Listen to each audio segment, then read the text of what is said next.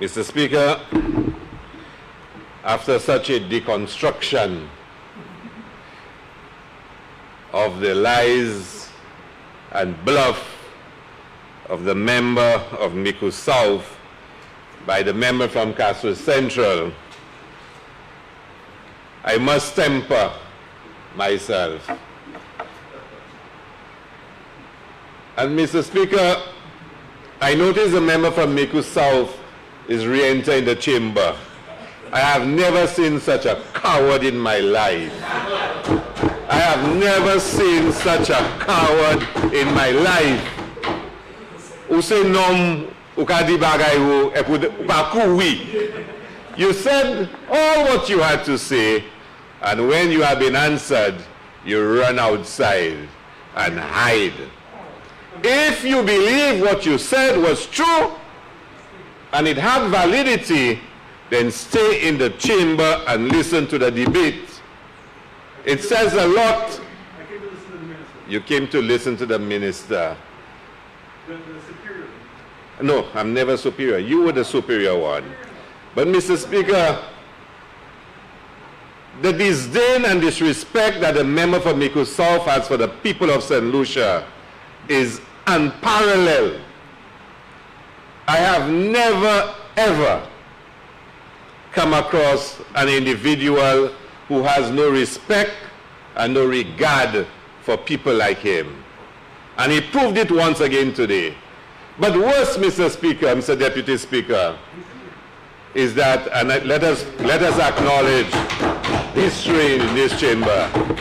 It's been many years we've never had a Deputy Speaker presiding over the chamber. And the reason why we've never had a Deputy Speaker is because of the disrespect of the member from Miku South. Because of his disrespect. And I want to, Mr. Deputy Speaker, deal with a couple of issues before I go into the substance of what I have to say. And I will avoid repeating some of what the member from Castro Central said. It is a fact, and is represented in Hansard, that when the National Economic Bill came to this Parliament, I led the response against the bill. I did. And the member from Strozel is right. I said a lot of very strong things about the bill, which I still believe and I still hold to be true. I did say then that this bill should be repealed. And I said that my advice to the leader of the opposition is that when we get into government, that was 2019 or so, we already knew then that we were going to go into government. And I still believe it should be repealed, member for Strozel Saltibus. But in our discussions, we have an issue we have to deal with immediately, because we are reviewing the CIP, we are reviewing the National Economic Fund, and we know that it has to be rewritten. This cannot hold as is. It just cannot. This was designed to do exactly what the member from Castro Central said. It was designed to serve the interests of certain people. You read it. And Deputy Speaker, today we're not debating the bill, so I will not go and deconstruct it again. So it will be repealed or revoked. It has to be. But we have a matter that we have to deal with immediately.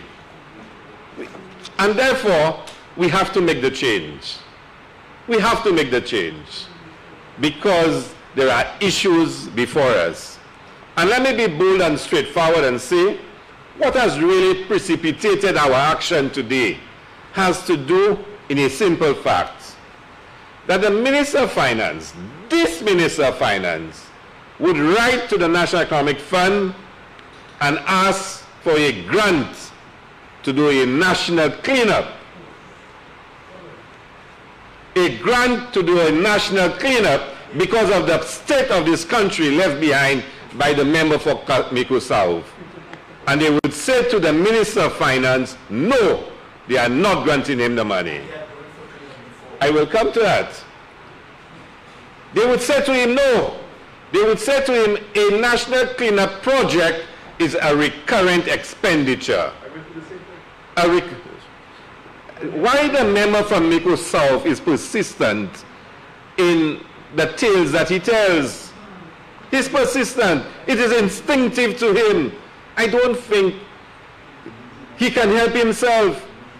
I think it's a psychological, deficiency that exists, that one is always propelled to tell tales. It's unbelievable. I will give him the list of requests that has been made to the National Economic Fund. I will. But we'll take it step by step. So, member from Surrey Saltibus, I have not changed my mind on this. It's one of the worst pieces of legislation ever put before this House. This is. Now I need to make a couple of points, Mr. Speaker. And the member from Castro Central explain it, but let's just go over it slowly. I want to be slow and deliberate in what I am saying. The CIP legislation established the National Economic Fund. It established it. And it was very specific. And let me repeat what the member had said. And we asked the member from Miko South to read it himself. It says under 43.3, the Minister for Finance shall lay before Parliament every financial year for its approval the purposes for which the funds for the monies will be used for. It had to come to Parliament. So the monies from CIP, when it was going to be used, the minister had to come to Parliament and get approval. He had to. The CIP legislation said so. There was not time to pass the regulations, which would give you details on how the fund would operate. But you had to come to Parliament, the supreme authority, to get approval for the use of monies. That was dispensed with, and the National Economic Fund Act was passed. In it, there is no requirement to come to Parliament for approval. Think about it. The legislation said all the money from CIP for it to be used. Now remember, CIP does not spend money. CIP generates the revenue and it transfers it. And CIP has nothing to do with it anymore. But the legislation said we establish a National Economic Fund to hold that money. But for it to be used, you must come to Parliament for approval. That was removed.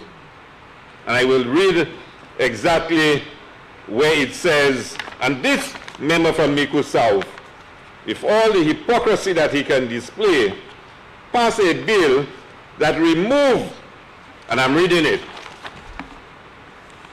Part 4, Section 20, Section 21, Section 33 of the Citizenship by Investment Act number 14 of 2025 is repealed.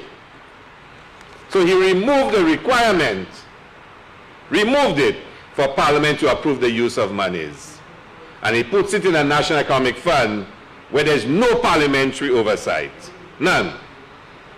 But monies went to the Consolidated Fund. Remember, before this act was repealed, he had to come to Parliament for approval. Did he ever come to Parliament for approval? Let me tell you how much money he spent. Let me tell you how much money. National Economic Fund, donations deposited to the Consolidated Fund, $128 million. $128 million. CIP bonds, direct transfers to the Consolidated Fund, $47 million. Excess cash at CIP deposited to the Consolidated Fund, $23 million. Add it. Add it. Let's take out the CIP bonds. Between the donations, $128 million, and the excess cash, which is the operating surpluses, another $23 million, almost $150 million went to the Consolidated Fund. and was spent by the honorable member with no parliamentary oversight.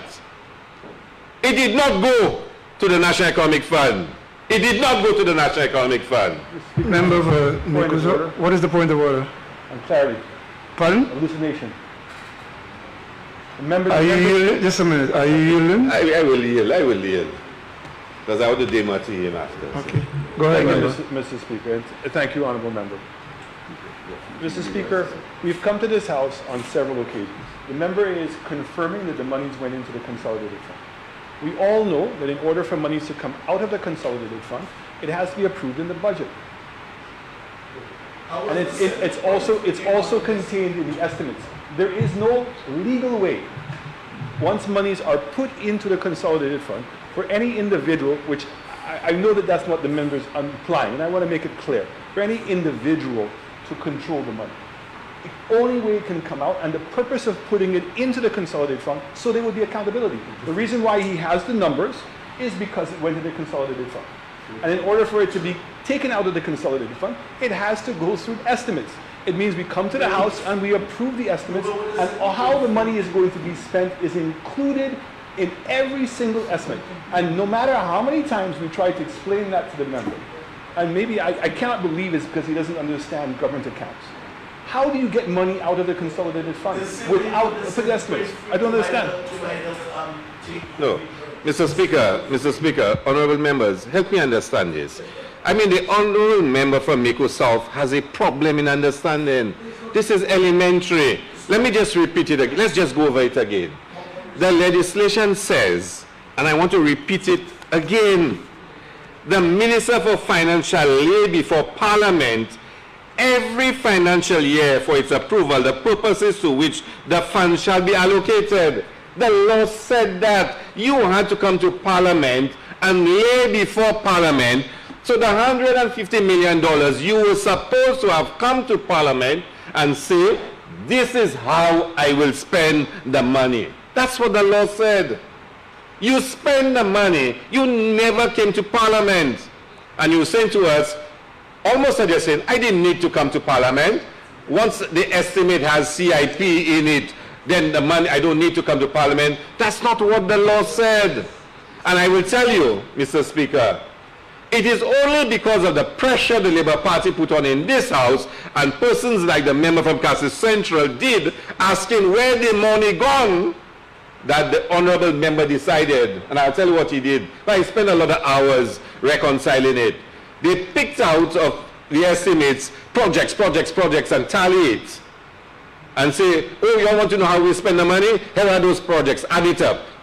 Because in the budget, in the estimates, for people who know the estimates, there is a source of funding, and there's a code. So near every item, it says source of funding. It's either grant, loan, or revenue. And then you go to the, how you call it, not the appendix, not appendix. And it will tell you what each code stands for. So when he gave us the list of projects, in my little stupid self, I took it, and I went into the estimates, and I checked that project was the source of funding for it. He didn't have no CIP. He didn't have no CIP. The cheapest trick in the book. The member is a trickster. He's a trickster. And his tricks did not get him through on July 26, 2021. And your tricks, and you know, Mr. Speaker, the member says to us, when we were in opposition, I want you to listen to this, honorable members. When we were in opposition, he warned us and we would not listen. But we didn't listen and we won the elections. So we should have listened to you? We should have listened to you? We didn't listen to you. You want to chastise us today for not listening to you when we were in opposition. But we did the good thing and the right thing. We didn't listen to you and we won. But he's still not learning. He's saying to us 180 days, and what have you all achieved? What have you all done? 100 days, and where have you been for the 100 days? You're not learning. Where have you been for the 100 days? I won't talk about any counseling or anything like that. Where have you been for the 100 days? So you say to me, the people of St. Lucia, that you, miss you? If I were in another chamber, I would tell you something quite appropriate, but leave it for another time. Mr. Speaker, Mr. Speaker. Mr. Speaker, you lost the election. You ran away from St. Lucia. You ran away from St. Lucia and for over 100 days. And you want to say to us, where have we been for 100 days? You have the guts to say to us, where have we been for the 100 days? And you have not, I hope you told all your followers outside that you live in the island on Thursday to go back where you came from. Yes. You came for 3 days. Yes. That's the level of respect you have for people. And you want to stand in the house and talk about slush fund. I will come to that one in a bit. So, Mr. Speaker, the honorable member had $150 million that he has spent without parliamentary approval. Without parliamentary approval. Now, I'm not suggesting he used the money for any inappropriate means. I'm not suggesting that. I am saying the law said he had to come to Parliament, and he did not come to Parliament. And that is a fact, Mr. Speaker. It is a fact. So, I am very clear in my mind that the National Economic Fund legislation has to be addressed. And the Prime Minister has said we will do so. When we finish our reviews, we will correct it. But let's go further, Mr. Speaker. I want to share with you the manner in which the fund has been accessed and used by the government. So in addition to 150 million, a sum of money to the equivalent of $47 million has gone to the fund. $47 million has gone to the fund. And the fund is chaired by a board. Now I want you again to go back to what the honorable member from Mako South was saying. Because he is arguing that the change that is being made is going to make cabinet in charge of the fund. Cabinet will be in charge of the fund and it becomes a slush fund. The fund was supposed to advance loans for a government-approved capital project. Listen to this. Approved loans for a government-approved capital project. To provide investment for a government-approved capital project. To reduce government debt. To purchase government bonds. And the last one, which is the one we are amending today, to provide monies for a purpose approved by cabinet that is not considered recurrent in nature. So this tells you that cabinet had to approve it. We're not changing that. Cabinet still has to approve it. We're not changing anything. The only thing we're changing is the requirement that according to this, it has to be recurrent in nature. And the reason why we're doing it is because the interpretation of what is recurrent in nature can be warped in the minds of some persons or deliberately mischievous in the minds of some people. The only change we're making is we're taking out the words that is not recurrent in nature. And I said to you that this Prime Minister had asked that same committee for monies for $4 million to do a national cleanup. And they said no, that this is recurrent. How a national cleanup project is recurrent? Now, if in their mind that is recurrent, we'll always have problems with them because they will define any application as recurrent. So let us take it out. Now, if the Prime Minister was different, he would have given a directive to the committee. Like he would have done like a member from Mako South. But we don't do business that way. We don't do business that way. So if they cannot interpret recurrent in the same way, because we have a simple understanding of recurrent. It means an expenditure that takes place over and over and over and over. Like salaries, like paying your light bill. Having a national cleanup project, because of the state of the country, is not recurrent, but they interpret it as recurrent. They interpreted it as recurrent, and they rejected it.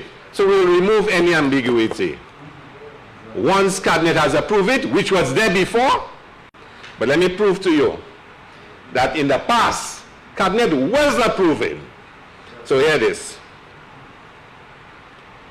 Request Cabinet Conclusion 922 of 2020. Cabinet Conclusion 922 of 2020. Kisa sa mean? It means that Cabinet had approved it. Well, it's just a Cabinet Conclusion number. It doesn't have a date. Yeah? So hear what it says. But listen to this. Listen to this. Yeah, but here it is. Here what the money is for. Here what the money is for. A loan request for an investment to secure St. Lucia's interest in the banana trade in the UK. 1.2 million pounds sterling. Now here it is. The same government then that had said we would export bananas to France. And that at the eve of elections they had signed an agreement and that we would be sending bananas to France. They bankrupted the banana industry. They destroyed it. And when the company in England had to be liquidated and there were debts to be settled. Member for Castle South. At this point, I think you will have to. If the member for Miku South, what is the point of order? The point of correction, Mr. Speaker. Let's just hold 1 minute. Member for Castle South, are you yielding?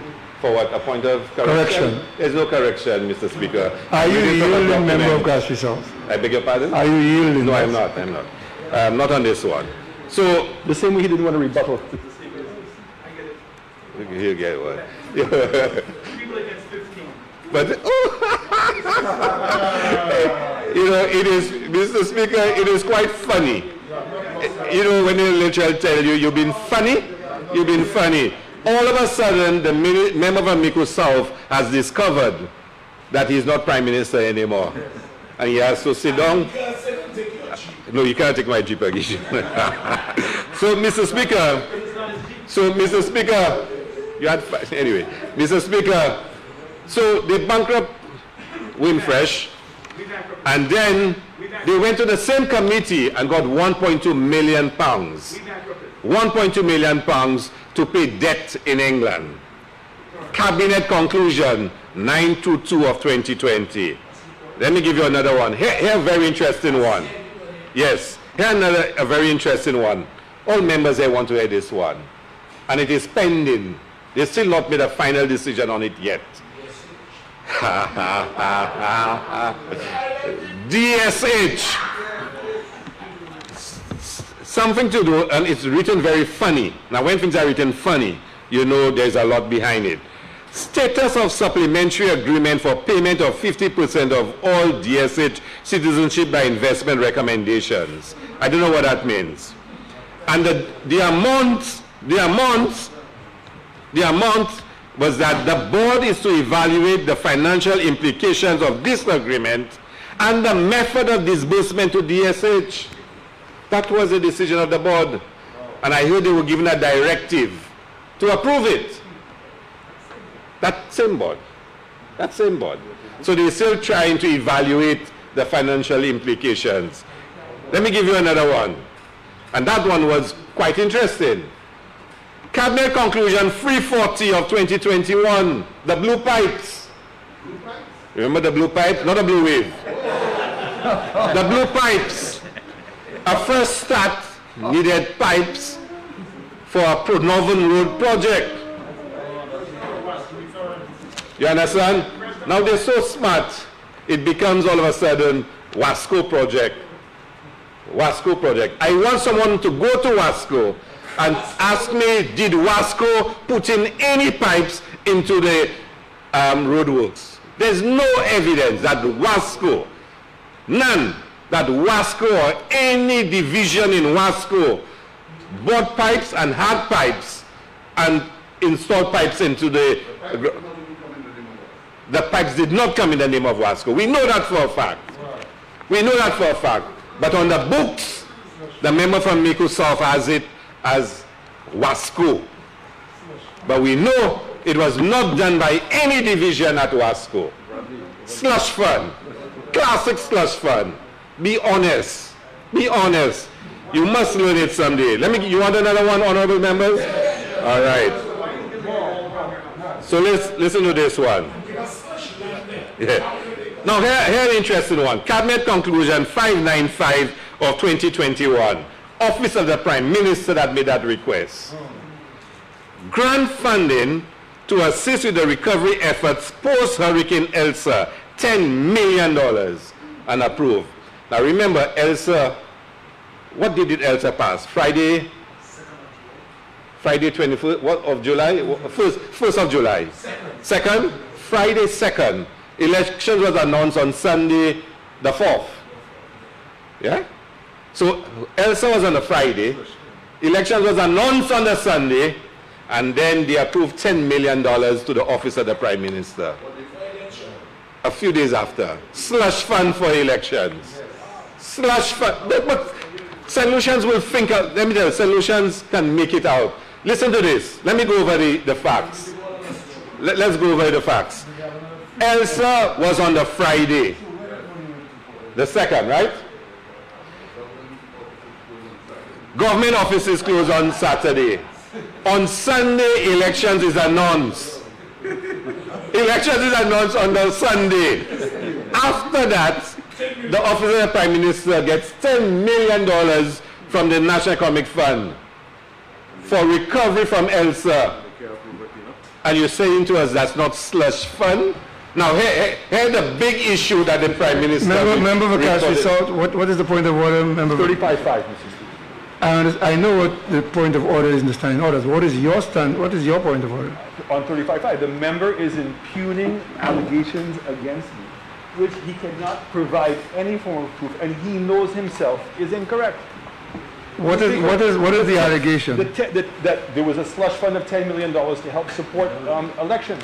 The $10 million was approved in order to redo the roofs of the CDC buildings and also to compensate the farmers where we had 95% of the crops that were destroyed in a time in which they were already suffering. And it needed to happen immediately because you yourself would know, Mr. Speaker, that the roof needed to get redone at the CDC buildings. It was not a matter that we could have waited. There was no insurance. And if the member was going to be genuine, I have no difficulties with him highlighting how the money was being spent, but do it accurately. To suggest and leave it out there that the $10 million was certainly sent to the Prime Minister's office for him to spend the way he wanted to is wrong.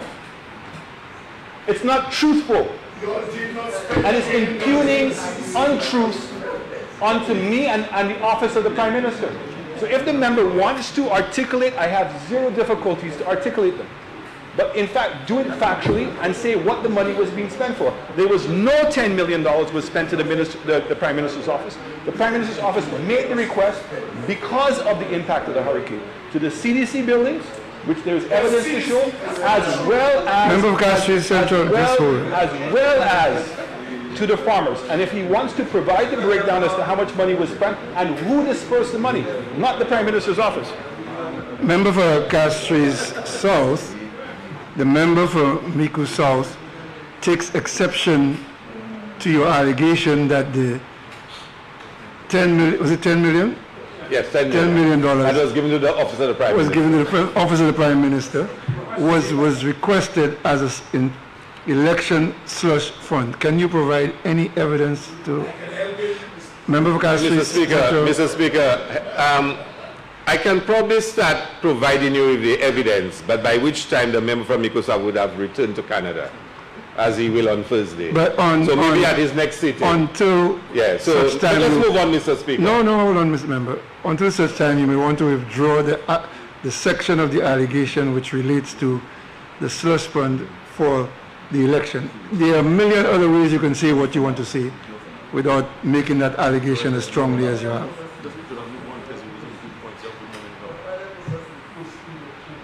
So, Mr. Speaker, you want me to withdraw a suggestion that there may have been a slush fund from the money, the $10 million? No, you see, you did not make it a suggestion.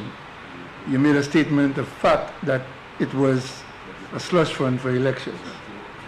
So as I'm saying to you, there are other ways. If you will feel more comfortable, Mr. Speaker, I will withdraw it and move on.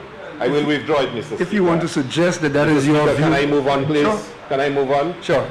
So, Mr. Speaker, But I will ask you, Mr. Speaker, and maybe you can help him and answer the question, Mr. Speaker. The next item, Mr. Speaker, 361 of 2021. The Ministry of Commerce asked for monies for housing, let me get it right, grant funding for incentives to the housing construction sector. 4.5 million, but it was not approved. So on one hand, Office of the Prime Minister can get 10 million, he says, to repair the CDCs and to help farmers. But on the same, the Ministry of Commerce requests, I don't know if the member from Saltibus, Srozel, even knew that, but $4.5 million was asked and was rejected.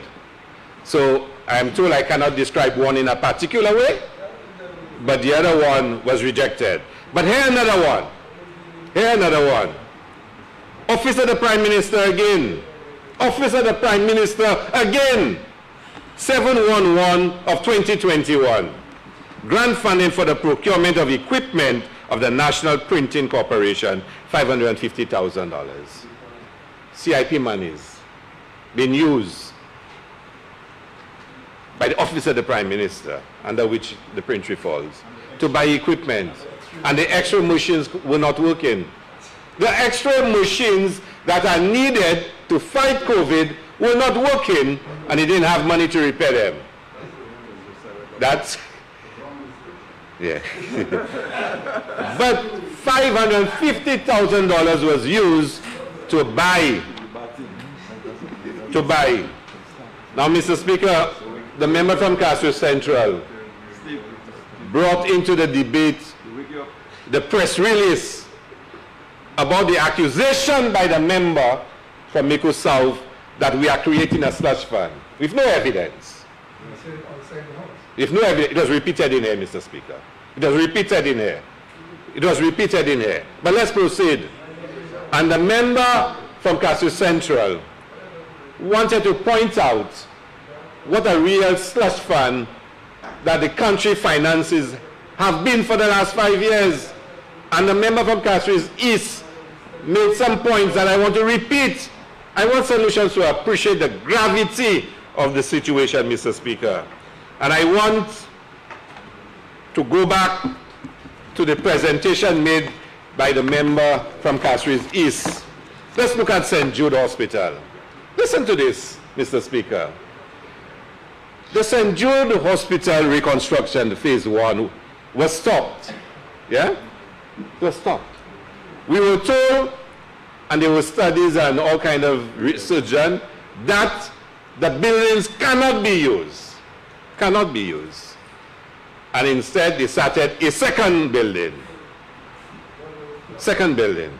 And the member from Castro East announced that based on the status report, $118 million has been spent. $118 million has been spent.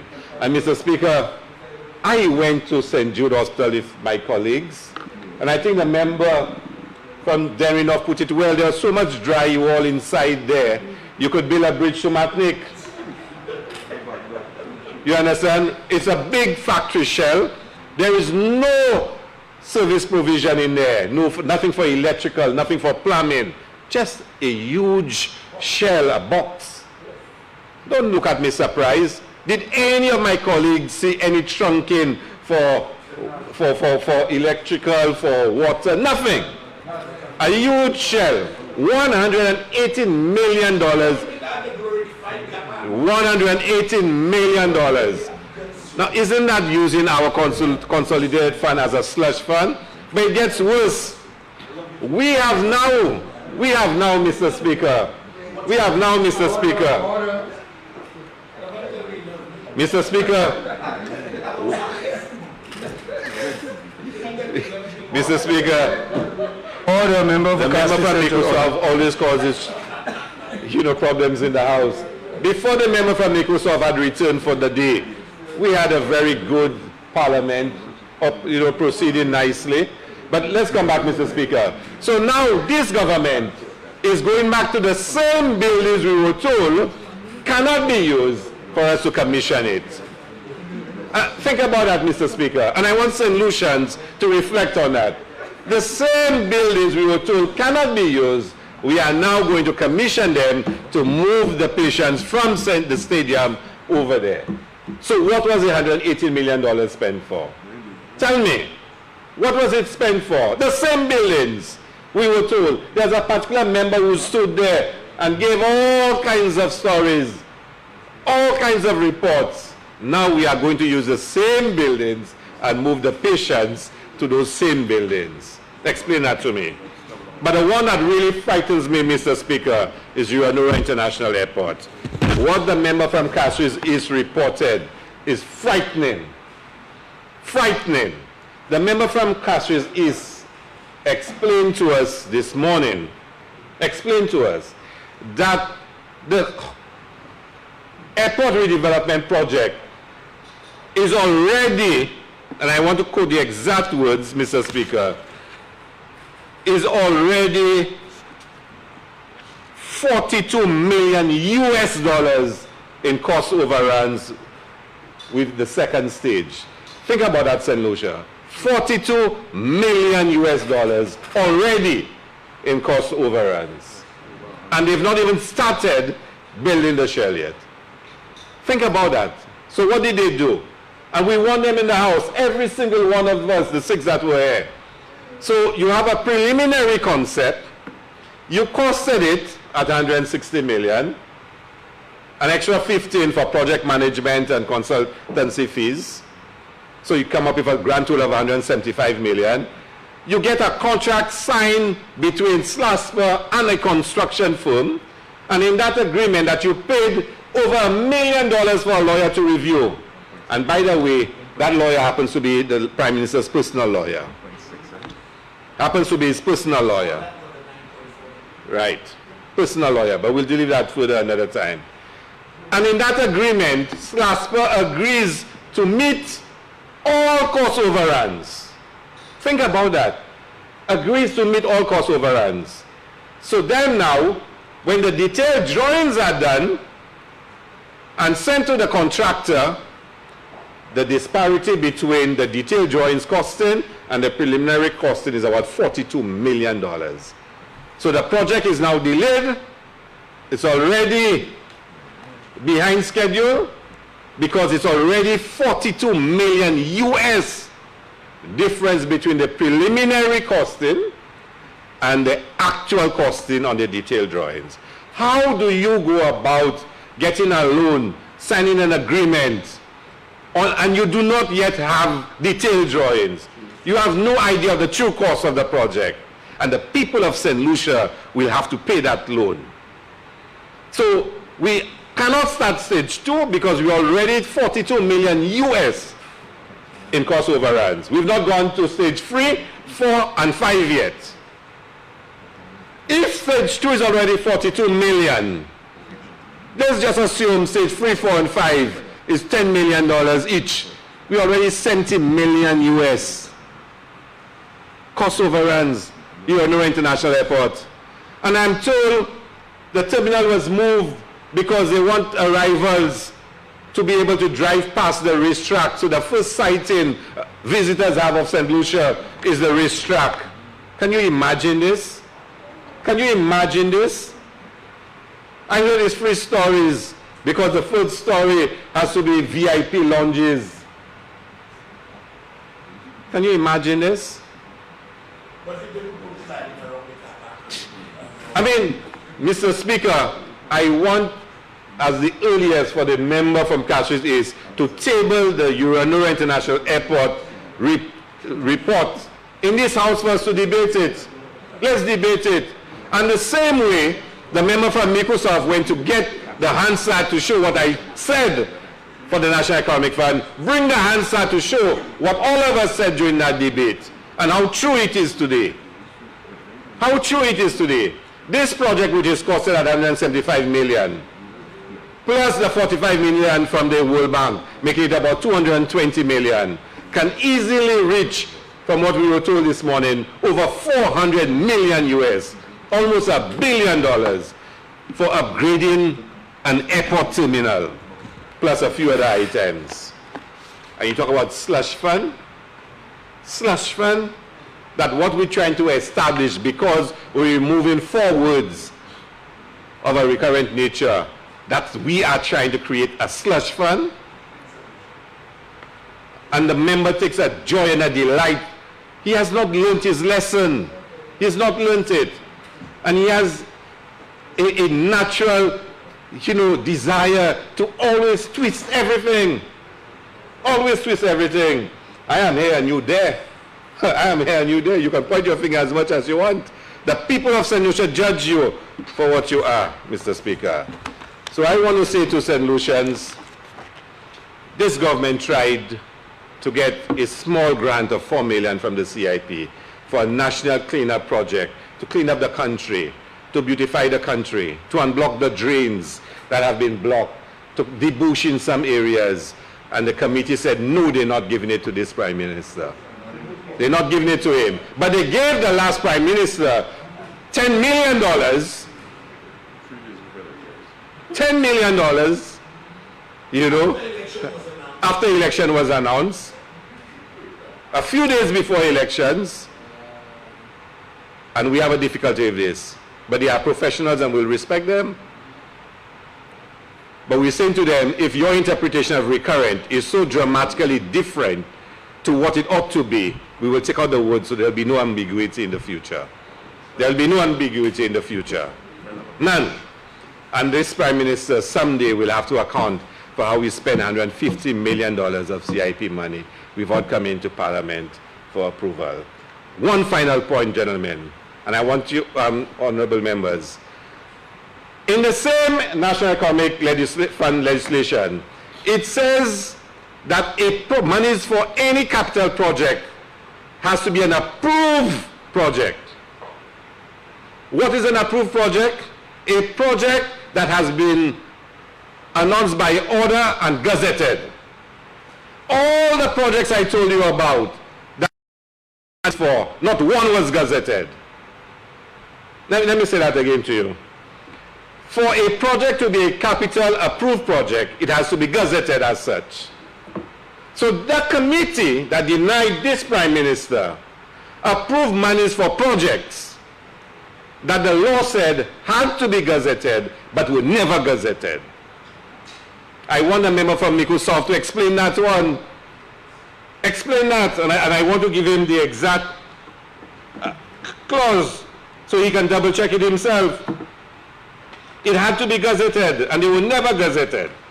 So how could the committee have approved any loan if the money was not gazetted? And I want to read it for you. So I want it to be entered. Let's look at 4.2. For the purposes of subsection 1, which is to advance loans for government-approved project, to advance investment for government-approved capital project, the minister shall, after consultation with cabinet, by order, publish in the Gazette, declare a government-approved capital project. So the committee was approving monies for capital projects that were never gazetted as such. Never gazetted. Illegality. And the same member from Miku South wants to stand in this house and accuse us. And talks about accountability and transparency. The member received monies as the Prime Minister for projects that were never declared as government projects. Never declared according to the legislation as government projects. And the member from Miku South wants to come into this house and masquerade as a paragon of virtue. Now I understand why you're sitting where you are and why the member from Castries East is sitting where he is. Thank you very much.